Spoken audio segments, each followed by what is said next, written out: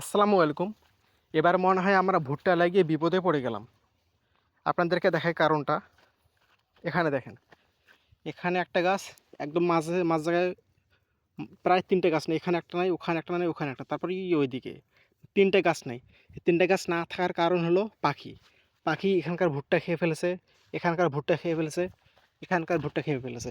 এমন না যে মাটির গাড়ার পরপরই খেয়ে ফেলেছে পাখি ভুট্টা। ভুট্টা গাড়ার পরে গাছ যখন বের হয়েছে, এরকম ছোট গাছ বের হয়েছে, তখন বুঝতে পারছে যে গাছের গোড়ার মধ্যে ঠোঁট ঢুকিয়ে দিলে হয়তো ভুট্টা পাওয়া যাবে। ওইরকমভাবে গাছের গোড়ার মধ্যে ঠোঁট ঢুকিয়ে দিয়েছে, ভুট্টা পাইছে এবং গাছটা নষ্ট করে ফেলেছে। এরকমভাবে আমাদের এখানকার অনেক জায়গায় এরকমভাবে ভুট্টা মানে ভুট্টা তুলতে গিয়ে গাছ সহ নষ্ট করে ফেলছে। যেমন এটার ভুট্টা তুলতে গিয়ে গাছটা সহ উখড়ে গেছে, উখড়ে যাওয়ার কারণে গাছটা কিন্তু মারা গেছে। এর এর আগেও আমরা এই জমির মধ্যে ভুট্টা লাগিয়েছিলাম, কিন্তু এবার যেভাবে খাইতেছে এর আগে কিন্তু ওই রকমভাবে খায় নাই।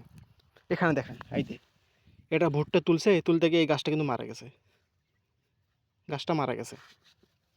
এর যেটা বলতেছিলাম, এর আগেও কিন্তু আমরা এরকমভাবে ভুট্টা লাগিয়েছিলাম, কিন্তু এবার যেরকম ভাবে খাইতেছে এর আগে কিন্তু ওইরকমভাবে খায় নাই। এবার হয়তো বুঝতে পারছে যে এরকম গাছের গোড়ার মধ্যে ঠোঁট ঢুকিয়ে দিলে ভুট্টা পাওয়া যায়। এই কারণে আর কি এরকমভাবে গর্ত করছে, গর্ত করে এখানে যে ভুট্টাটা ছিল এই ভুট্টাটা তুলে নিয়েছে। এই গাছটা হয়তো শিপে কিন্তু অনেকটা হয়েছে, তো শিপে অনেকটা হওয়ার কারণে কিন্তু এই গাছটা উখড়ে যায় না, উখড়ে না যাওয়ার কারণে বেঁচে আছে। আর যে গাছগুলো পাখি ভুট্টা তুলতে গিয়ে একদম গাছটা একদম মানে শিপাগুলো নড়ে গেছে, ওই গাছটা কিন্তু মারা গেছে। যেমন এই গাছটা দেখেন একদম চেমুড়ি নিয়ে গেছে বা মরে যাওয়ার মতো অবস্থা।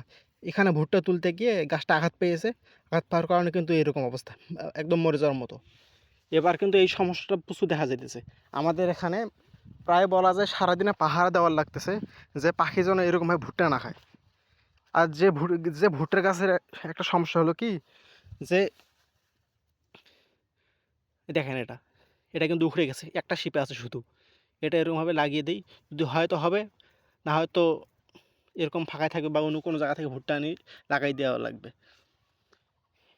যেহেতু এরকম সমস্যা এবার প্রচুর পরিমাণে আমাদের এদিকে, প্রায় এই জায়গায় দেখেন নাই ভুট্টা।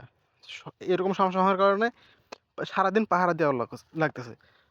পাহারা দিয়ে এরকমভাবে ভুট্টার গাছগুলো রক্ষা করা লাগছে। এই হলো অবস্থা দেখেন, এটাও মারা গেছে। এখানকার ভুট্টা নাই একদম। তো সবাই ভালো থাকবেন। আসসালামু আলাইকুম।